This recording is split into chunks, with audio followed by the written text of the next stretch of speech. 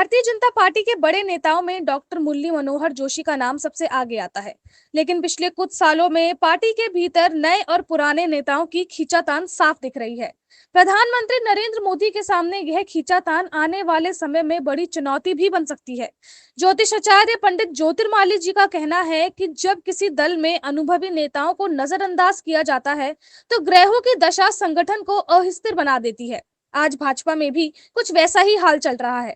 Doctor Joshi का जन्म 5 जनवरी 1934 में हुआ था। इस समय वे शनि महादशा और चंद्रमा अंतरदशा से गुजर रहे हैं। गोचर के हिसाब से शनि और राहु का असर उन्हें ऊर्जा और आक्रामकता दे रहा है। यही कारण है कि वह दोबारा सक्रिय हो रहे हैं और मौजूदा नेतृत्व से टकराने का मन बना रहे हैं। भाजपा के कई पुराने नेता जैसे लाल कृष्ण आडवाणी और डॉक्टर जोशी को उम्र का हवाला देकर राजनीति से दूर किया गया है।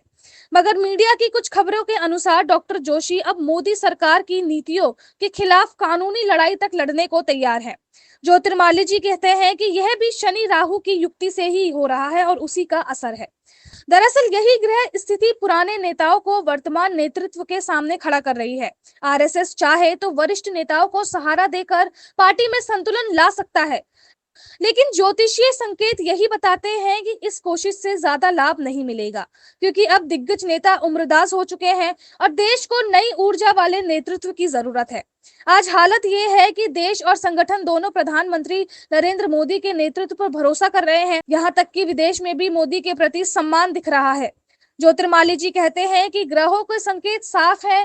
भाजपा अब अतीत से भविष्य की ओर बढ़ तो रही है, लेकिन मोदी जी के ग्रह और भाजपा के ग्रह आपस में कुछ हद तक टकरा भी रहे हैं। इसी वजह से राज्यों में पार्टी के भीतर विरोध और बगावत की आवाजें उठ रही हैं।